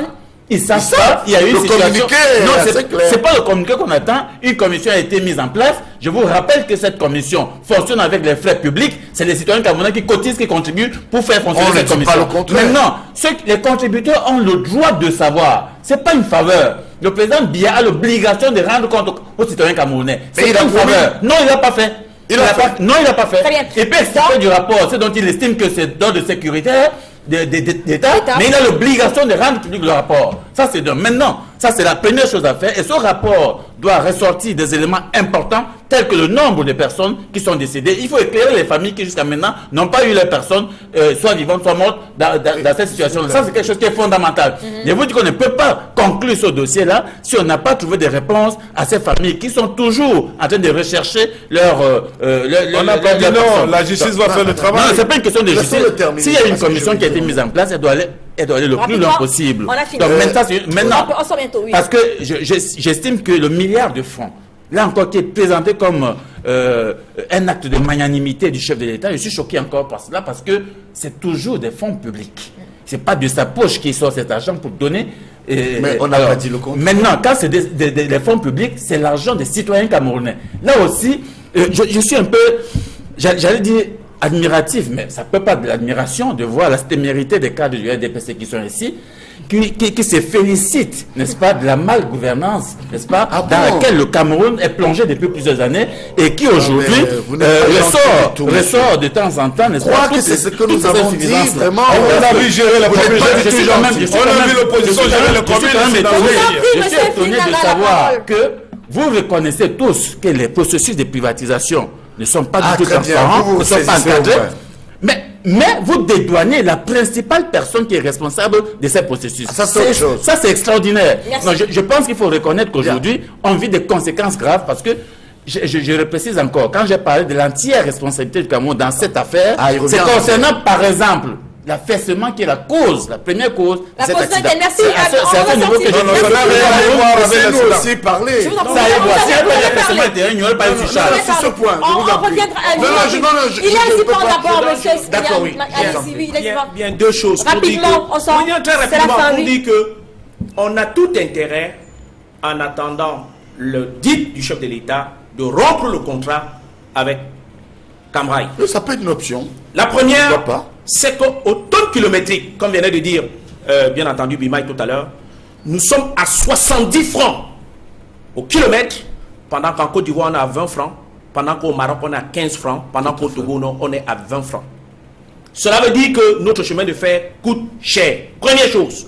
Donc, pour pouvoir baisser l'inflation et bien entendu donner du pouvoir d'achat aux Camerounais du septentrion, Tout à fait. il faut donc baisser les prix à Camrail. Et comme le monopole privatisé ne nous apporte pratiquement rien parce que ça nous concède que de l'endettement, alors donc il faut rompre le contrat. Donc nous pensons que la jeunesse camerounaise doit se mobiliser pour demander au chef de l'État de rompre en attendant que l'on puisse. La deuxième chose, je voudrais donc terminer sur un deuxième point. Ce que le chef de l'État a proposé ne devrait pas être de la charité. Comme m'a dit M. Sanganamdi, on devrait plutôt procéder à la solidarité. Mais vous voyez que lui-même, il est en adéquation avec son chef, qui est le président Biya. Donc Non. il faut le remplacer. Non. Alors, oui, rapidement, vous Alors, avez non, une non, minute, non, vous non, avez une minute, la vous allez- Oui, je vous une minute, j'irai je vous en même à prie. 45 secondes Oui, parce allez-y. que je voudrais ressortir la contradiction de monsieur Nanga. Monsieur Nanga. Alors, il nous dit il faut qu'on nous publie la liste de tous les morts. Mais monsieur, un disparu n'est pas un mort. Je ne sais pas si vous comprenez vous-même. On vous dit qu'il y a eu 79 morts et vous dites en pleine télévision qu'on ne publie la liste de tous les morts. Mais non. attendez, s'il vous plaît, On vous dit, parce que- non, ne me coupez pas. Non, Je non, n'ai je- pas je pour- pense qu'il y a des j'ai réponses seulement pour quelques contradictoires à ce secondes. chiffre. Bah, alors vous voyez que vous êtes perdu. Comprenez-vous? Un disparu en français n'est pas un mort. Donc on attend. Deuxièmement, je termine Un là-dessus. disparu peut être mort aussi. On ne sait pas. On ne sait pas. Un disparu peut être mort. Il peut être peut, mort. mais lui, mais lui, S'il vous plaît. Je vous en en prie, attendant, terminez, monsieur on vous a publié la liste des morts. Voilà. Il peut, comme il peut ne pas Une être liste qui mort. est contestée. Il peut ne pas être mort. Et on a dit que la responsabilité incombait à Kamraï. Nous sommes tous d'accord d'ailleurs là-dessus. Alors pour terminer sur le dernier point, laissez-moi terminer s'il vous plaît. Moi je suis un homme qui aspire à gouverner, alors je suis sérieux sur un plateau. Alors je voudrais donc terminer sur ce point en disant qu'effectivement, je rejoins vraiment extraordinairement les analyses du monsieur le représentant du MP. Vraiment, sur ce point, nous partageons beaucoup de choses. Chasser, moi je dis même, je vais plus loin que vous, Bolloré, peut être une solution. Oui. Parce qu'effectivement, ils n'ont pas rempli leur cahier de charges. Et ce qui est plus grave, rappelez-vous, il y avait ce que quand on était étudiant, il y avait ce qu'on appelait les biens collectifs. Les étudiants qui allaient étudier à Obala, à Nanga, à Douala, à Melon. Mais regardez, les petits chemins de fer comme ça n'existent plus. Entre Yaoundé et Obala, entre Otélé et Yaoundé, entre je dirais Konsamba, Douala Kumban Konsamba. Mais ce monsieur a foutu la merde ici. Très bien. On ne peut pas continuer à croire qu'effectivement, du point de vue social, je dis bien social, franchement, Kamraï nous a coûté excessivement cher. Si vraiment il faut revoir cette prescription du chef de l'État à travers le communiqué, je suis de ceux qui pensent effectivement qu'il faut réduire la puissance de Kamraï désormais. Je crois que le président de la République a proposé que l'État entre maintenant, qu'on voit rapidement comment l'État peut contrôler Kamraï. Alors, et mon souhait étant là, je suis dans ma chute, on revient et je souhaite je vous en prie madame, je souhaite vivement, et là en tant qu'homme politique, qu'il y ait des arrestations, que des responsabilités soient établies concernant le processus de privatisation au Cameroun. Moi je peux vous dire qu'au regard des informations qui sont en ma possession, eh bien croyez-moi, il y a eu une très grande mafia et un grand trafic qui peut faire tomber beaucoup de personnes. Alors le sujet reviendra certainement dans nos prochaines éditions de Droit de Réponse. Ce n'est que le début de ce que certains ont appelé Redgate cette semaine. L'autre sujet à l'ordre du jour ce dimanche, c'est cette interdiction d'une conférence de débat d'Amnesty International à Yaoundé. L'organisation non gouvernementale avait prévu une rencontre dans la capitale le 24 mai dernier, avec comme sujet des questions liées aux droits de l'homme et la lutte contre le terrorisme. Rencontre qui a été donc interdite selon des témoins. Une dizaine d'hommes en tenue ont fait éruption dans la salle de réunion et ont demandé aux responsables de tout remballer. Philippe Nanga, vous êtes certainement un peu plus impliqué, concerné par cette actualité, vous qui êtes aussi défenseur des droits de l'homme. Comment est-ce que vous avez réagi à cette interdiction de cette conférence de débat Amnesty International? Oui, mais ça devient, j'allais dire, une règle de conduite administrative dans notre pays d'interdire les réunions. C'est dommage qu'on aille jusqu'à là parce que les représentants d'Amnesty qui sont arrivés pendant 10 jours ont essayé de rencontrer les responsables du gouvernement comme ils le font d'habitude. Ils vont les rencontrer pour leur présenter leur rapport, pour leur présenter ce dont ils ont envie de diffuser. Ça n'a pas été possible et malgré cela, ils ont quand même demandé à obtenir l'autorisation de ces réunions qu'ils ont obtenue. Et voilà, sur le moment de conclure, la réunion n'a pas pu se tenir. Et ça fait partie des choses que nous déplorons parce que voilà comment est-ce que l'image du Cameroun est écornée tout le temps et au niveau national et international. Et après, c'est d'autres personnes qui sont accusées. Je crois que c'est vraiment dommage qu'on en soit encore là parce qu'on n'a pas compris. Pourquoi est-ce qu'ils ont interdit? Parce qu'en réalité, qu'est-ce que Amnesty voulait rendre public? C'était pas quelque chose de grave. Il y avait une liste de 300 000 signatures et pétitions qui ont été collectées pour soutenir 3 jeunes qui ont été condamnés à 10 ans de prison parce qu'ils se sont amusés à travers les SMS, n'est-ce pas, à dire des choses qui ont été... Il y a prétendu recrutement de Boko Haram.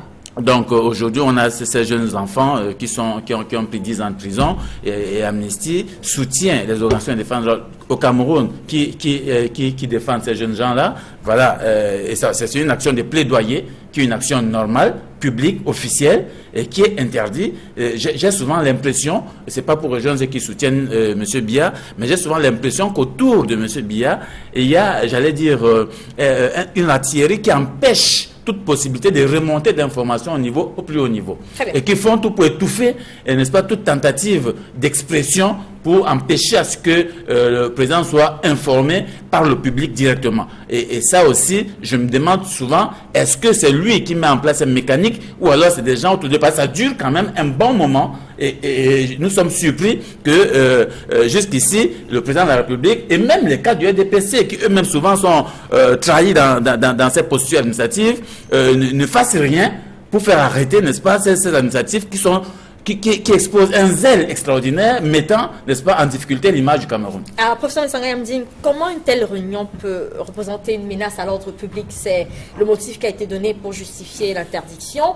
Une réunion dans laquelle on est là pour échanger sur des pétitions pour la libération de 3 jeunes gens. Comment une telle réunion peut être représenter une menace à l'ordre public? D'abord, je voudrais rassurer M. Nanga, lui qui pense que c'est une initiative du président de la République. Non, je vous rassure, nous qui avons une relation particulière avec le président, je puis vous dire que c'est un homme très ouvert.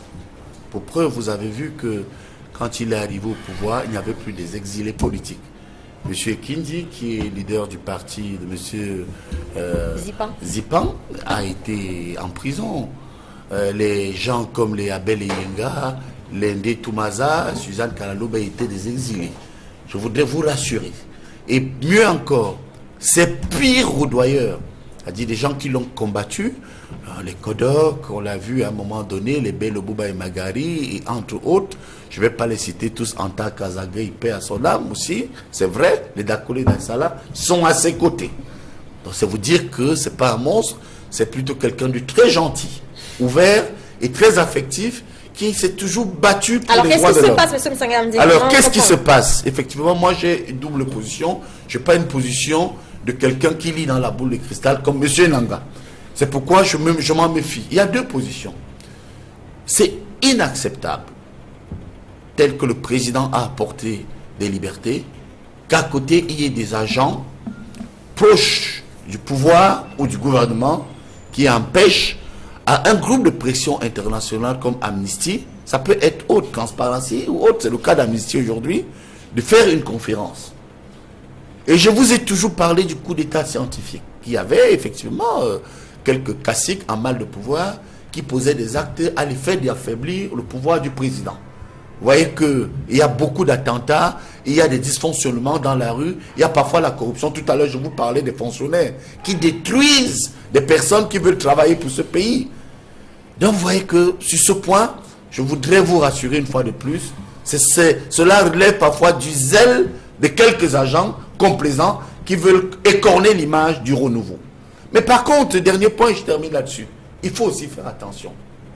Amnesty, Transparency, je me souviens, en France, il y a eu les attentats à Charlie Hebdo. On n'a pas vu Amnesty là-bas. Il y a eu les affaires de Guantanamo. Il y a eu, aujourd'hui, regardez dans le monde. Amnesty fait plusieurs rapports, M. Msanga Mding, il y a les migrants, il y a beaucoup de questions sur lesquelles ils font des rapports. Il n'y a pas que le Cameroun. Madame, croyez-moi, je fais des travaux, j'ai même d'ailleurs des étudiants, une étudiante que j'ai commandée en thèse, qui travaille sur Amnesty Transparency, ils observent beaucoup plus des réserves ailleurs que chez nous. Peut-être parce qu'ailleurs, peut-être parce que chez nous, il y a plus d'exactions. Parce qu'ailleurs, il y a déjà peut-être, je dis peut-être. Bon, alors, je vais vous illustrer cela. Quand vous pensez quand même qu'il y a eu l'esclavage en Afrique et qu'à ce jour, il y a des compagnies à charte qui peuvent être démantelées par Amnesty. Très bien. Attendez, madame, laissez-moi chuter aussi. Je vous en prie, votre permission. Rapidement, parce je voudrais vous dire que l'Occident a fait des Africains des esclaves. Après l'esclavage, il y a eu la colonisation. L'une des missions pour moi aujourd'hui, dévolue à un groupe de pression comme Amnesty, c'est de nous dire ce qui s'est passé. Très bien. Et c'est de nous parler de ce qui est tombé. Alors, je termine sur ce point en vous faisant remarquer tout simplement que, à l'image de Reporters sans frontières, qui a aujourd'hui son président qui est du Front National, un parti raciste, je voudrais quand même dire aux Camerounais qui nous écoutent, de ces sociétés coloniales, négrières, esclavagistes, je m'en méfie un peu. Hilaire Zipan, justement, la presse a révélé les relations pas très amicales entre le gouvernement camerounais, justement, et Amnesty International cette semaine. Est-ce que vous pensez que ces organisations sont crédibles? Ou Ces alors, organisations esclavagistes. est-ce qu'elles sont crédibles? Ou alors c'est les sujets qui sont devenus tabous aujourd'hui? Par exemple, le sujet sur la loi antiterroriste, ça devient un peu un sujet tabou. Lorsqu'on en parle, il n'y a pas d'Amnesty International qui fait les frais d'interdiction d'une rencontre ayant pour objet la loi antiterroriste. Est-ce que vous pensez que c'est le sujet qui est devenu tabou? Oui, je ne vais pas rentrer dans ce labyrinthe-là dont le professeur Messanga Nyamding, mais je voudrais dire qu'on est dans un État suffisamment organisé. Le sous-préfet représente le gouvernement dans l'arrondissement, le préfet dans le département, le gouverneur dans la région. Je ne comprends pas comment dans un pays aussi bien organisé, je rappelle en passant que l'administration n'est qu'une technique et non une politique. Et c'est cette confusion-là dans notre pays qui fait en ce qu'on ne comprend pas trop bien les sujets. Un groupe de pression arrive, rencontre les autorités en prélude d'une conférence de presse. Donc, a rencontré le chef du sous-préfet N+3. Il les a rencontrés. Et dans le moment où il veut faire dans la conférence de presse, celui qui est N-3 dit que ça n'existe pas. C'est ça le problème que nous avons au Cameroun, Messanga Nyamding. C'est ça, prof. Parce que on a l'impression que les gens subrepticement ont avali tous les pouvoirs. Personne ne respecte sa place. Chacun pense qu'il décide. Et partout où chacun a, avec son logiciel, tout savoir, il pense qu'il est en position de pouvoir sévir et déranger. Je suis autant surpris. Parce que vous également, au RDPC, qui détenait tout le pouvoir administratif, qui détenait tout le pouvoir financier de l'État. Vraiment, mon cher, amicalement, hein, oui. Je vous assure que ceux qui se sont substitués au RDPC, c'est une bureaucratie en partie corrompue et compradeur qui n'a rien à voir avec le parti. Je suis tout à fait d'accord avec vous. Donc, vous pouvez nous rejoindre dans la refondation du peuple camerounais. Donc, je continue. En disant donc que quand les gens ont eu ce comportement-là, on ne peut qu'avoir le résultat que nous avons à l'heure actuelle. Je pense savoir que ce qui est bien dans ce genre de truc, c'est que lorsque le ministre a donné son point de vue, il devrait donner instruction simplement au sous-préfet de laisser la conférence se tenir. Mais lorsque, comme sous-pouvoir, on a perverti, on a incliné, on marche la tête par terre et les pieds en haut, on a le résultat. Jacques Bimaï, je vous en prie. Je vous en prie, Jacques Bimaï. Moi, ce que je voudrais dire, il y a la raison d'État. Vous savez, nous avons l'impression, je parle en tant que politique, ce que je constate, tout à fait. Les gens veulent absolument, à travers une insurrection populaire, renverser le régime Biya. Non, c'est laissez-moi parler aussi, s'il vous plaît. Laissez-moi parler. Vous êtes très intéressant. Laissez-moi parler, s'il vous plaît. C'est qui dit bon, je pense que nous sommes tous d'accord que c'est notre pays, nous devons le construire ensemble. Et ce que moi je proposerais, ou bien ce que je dirais, nous avons des institutions. Nous avons un Parlement qui vote les lois de la République. Ça peut être peut-être des lois qui posent problème. On peut aussi le comprendre. Et nous sommes un État dans un monde globalisé. Il est souhaitable quand même que, pour l'image aussi de notre pays, que nous essayons de voir dans nos intérêts, l'intérêt supérieur de l'État, avec tout ceci. Mais tous ceux qui viennent aussi au Cameroun doivent savoir une chose. Nous sommes une nation avec l'État-nation à sa tête des institutions qu'il faut respecter. Et il faut donc savoir comment, quelle démarche adopter dans quelles circonstances. Donc moi, c'est tout ce que je peux dire. Et je dis que nous, politiques, nous qui sommes politiques aujourd'hui, nous devons tenir compte de tout ceci. Et je comprends mon gouvernement qui est très très embêté. On a attaqué par les terroristes, par les sécessionnistes, par les ceci, par ceux qui veulent absolument détruire notre régime, détruire le Cameroun. Mais vous savez... Mais le gouvernement a un peu peur, quoi. C'est très dangereux. Nous sommes prudents. L'État est prudent. Il faut anticiper. Oui, il faut anticiper. C'est ça. Gouverner aussi, c'est prévoir. C'est anticiper. Et je dis pour la raison d'État, je peux comprendre certaines choses. Rapidement, on va sortir par là rapidement pour aller au troisième sujet. Philippe, donc est-ce que Amnesty International exagère un peu? On se rappelle du rapport. Vous le rapport 2017, non? Il a son deuxième tour alors que nous n'avons fait qu'un seul tour. C'est un spécial de la société. C'est un spécial de la société. Vous comprendrez qu'il est le droit de parler. Société civile où il est opposant au régime. Est-ce que vous avez vu ce monsieur, un seul instant, soutenir le régime? Voilà la société civile africaine. Des opposants déguisés. La société civile est neutre. C'est un opposant déguisé. C'est un opposant au régime. Vous avez la parole, monsieur Philippe. Est-ce que l'Amnesty International exagère un peu? Parlez, monsieur l'opposant. Allez-y. Merci de me permettre de parler un tout petit peu.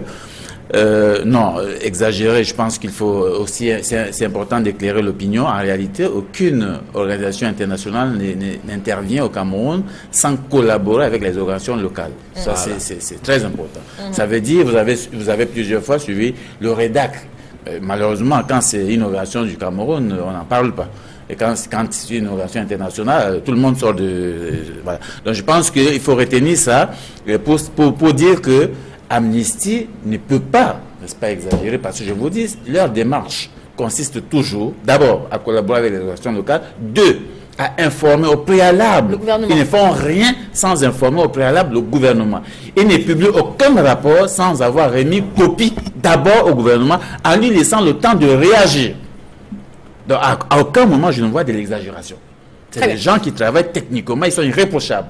Donc je pense que, et c'est tout simplement que les cadres du RDPC le confirment ici, on a désormais en face un gouvernement frileux et donc qui réagit. Continuez à être dans votre rôle. Donc je crois que c'est un problème et je me réjouis quand même que ici soit dit clairement que désormais on a un gouvernement frileux qui n'a plus suffisamment, n'est-ce pas, de temps pour se saisir, n'est-ce pas, des faits et pouvoir analyser et prendre les bonnes décisions. Alors rapidement, c'est ce que nous vivons aujourd'hui. La dernière préoccupation de cette journée, je le disais à l'entame, un mot donc sur ces leaders anglophones incarcérés depuis le 17 janvier dernier dans le cadre de la crise qui s'écoule les régions du nord-ouest et du sud-ouest. Ils sont justement accusés de terrorisme, puisqu'on parlait de l'antiterrorisme, apologie du terrorisme, entre autres. Et l'on a appris lors de la dernière audience que les deux leaders pourraient peut-être dès le 7 juin prochain comparaître libres, sous surveillance judiciaire en tout cas. Alors, Messangé me dit, est-ce que c'est une avancée dans la résolution de la crise pour vous, si cela s'avérait vrai d'ici le 7 juin prochain? Oui, vous savez que la crise anglophone nous embarrasse tous, parce qu'effectivement, ce que vivent nos compatriotes de la partie anglophone est très difficile. Ce sont nos frères. Ils ont choisi la revendication pour s'exprimer, même si par moment le contexte n'est pas légal. Moi, je pense que dans un contexte d'unité, nous devons nous tolérer. Et je suis de ceux qui pensent que ces compatriotes, quel que soit le cas, doivent être acquittés à l'effet de favoriser le dialogue social. Vous savez, le président Paul Biya... Les 24, les 27, vous voulez dire? Oui, les 27. Moi, je suis pour que ces compatriotes soient remis et qu'on cesse d'ailleurs toute poursuite pour des raisons politiques. Vous savez, les affaires politiques se règlent en politique. Et je pense que on a autour du chef aussi des personnes qui évoquent l'état de droit quand ça les arrange, et qui mettent de côté l'état de droit quand ça ne les arrange pas. Et heureusement, nous sommes aussi là, c'est-à-dire les cerbères biaïstes, c'est-à-dire des gros chiens qui encadrent le président et qui, même dans l'informel, nous sommes constitués en structure de veille. Je pense sur ce point, effectivement, que on doit voir ça avec beaucoup de doigté, parce que pour moi, il y a des commissions qui ont été mises en place. C'est une solution qui peut nous ramener à renforcer le dialogue, à l'effet de nous remobiliser autour du président Paul Biya, qui est d'abord un père de famille. Et un bon père de famille. Est-ce que le 7 juin prochain, si ces deux leaders étaient remis en surveillance judiciaire, vous pensez que ce serait une avancée dans la résolution de la crise? Oui, je pense que ce serait une avancée. Même si on sait que les 24 autres. Les problèmes d'unité ne peuvent que trouver des solutions dans le cadre d'un dialogue. Un dialogue. Et je sais qu'il y a par exemple la diaspora anglophone qui est très impliqué dans cette crise. Et c'est pour ça que je pense que nous avons besoin d'un dialogue inclusif. Tout à fait. C'est très très important pour construire ce pays. Vous savez, je pensais dernièrement que, vous savez, cette diaspora-là, pourquoi ne pas arriver par exemple à trouver, non seulement avec des diaspora anglophone, mais la diaspora camerounaise en général, et créer peut-être une taxe de solidarité pour la construction du Cameroun. Ils sont nombreux, je crois ils peuvent contribuer au développement de ce pays. En bref, ce que je dis, en tant que politique, je pense que nous devons, mon camarade l'a dit, nous devons être tolérants. Nous devons nous donner la main. Je souhaiterais que, je sais que le chef de l'État, il est très très attentif, qu'on puisse trouver des moyens pour avoir un cadre de dialogue serein, je dis bien serein, pour que ensemble nous puissions voir comment nous pouvons poursuivre la construction de ce beau pays qui a besoin de tous ses enfants. Il est en zipan. Non, je pense que sur ce sujet-là, il faudra que l'unité du pays demeure notre socle, que la République doit être une et indivisible. Quand je dis ça, je voudrais rappeler aux téléspectateurs que la langue est une matière commerciale. Le français, c'est une matière commerciale, elle se vend. L'anglais, c'est une matière commerciale, elle se vend.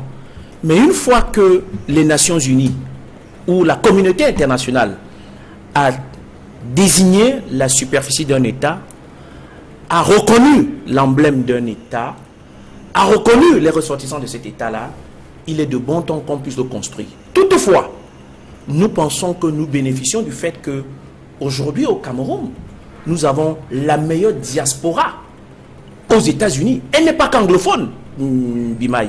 Elle est francophone aussi également. Et je crois savoir que si nous sommes suffisamment intelligents, nous devons ouvrir ce dialogue et penser que la meilleure façon, c'est de décrisper l'atmosphère qui est tout à fait tendue et de vouloir s'asseoir cette fois-là sur une autre table. Pour une fois, c'est très positif. Je pense que ce que je voudrais dire pour ce que nous mouvons progressistes, nous mouvons progressistes, c'est très clair. Sur l'unité de l'État, il ne doit pas avoir le débat.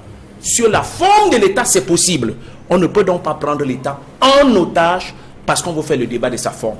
Nous, mouvement progressiste, nous nous sommes inscrits pour le fédéralisme depuis 1998, mais cela ne nous empêche pas de participer à toutes les festivités qui garantissent l'unité de notre pays.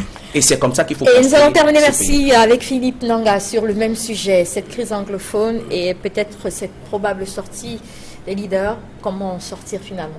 Je pense que nous l'avons dit depuis longtemps, il faut un cadre de dialogue ouvert qui permette à tous les Camerounais de réfléchir sur cette question-là. Je m'interroge simplement sur le degré d'influence que peuvent avoir monsieur Bimaï et le professeur Nyamding pour pouvoir faire le plaidoyer au sein du RDPC pour faire réfléchir ceux qui bloquent. Je me réjouis quand même de ce que nous avons à l'intérieur du RDPC, des cadres qui sont d'avis avec nous qu'il faut relaxer toutes ces personnes-là pour décanter l'atmosphère et s'ouvrir à un dialogue national. Merci à vous. Une seconde. Non, je voulais seulement dire ici, il faut se comprendre que nous sommes embarrassés. Il faut absolument ce dialogue pour couper l'herbe sous les pieds de ceux-là qui pensent que ils peuvent créer un État. Donc, je veux donc dire que c'est très important qu'il y ait ce dialogue parce que nous avons un ennemi commun. C'est ceux-là qui cherchent à diviser notre pays. Et surtout, moi, je pense qu'il faut le faire pour accompagner vraiment le président. Et, comme il a dit Bimaï, on a une diaspora. Mais écoutez, la diaspora peut aussi nous accompagner parce que si la diaspora est hostile au gouvernement, c'est qu'ils attendent quand même aussi que ce pays reconnaisse la double nationalité. Très bien. Et moi, je ne suis pas contre le principe de double nationalité. Merci. Très bien. C'est la fin de cette édition de Droit de réponse. Merci à vous, cher monsieur, d'être venu. Philippe Nanga, Jacques Bimaï, professeur Mchangayamzing, et à vous, Hilaire Zipan, et à toute l'équipe technique qui nous a accompagnés ce dimanche. Très bonne fête de mères à toutes les mères. Bon dimanche à tous.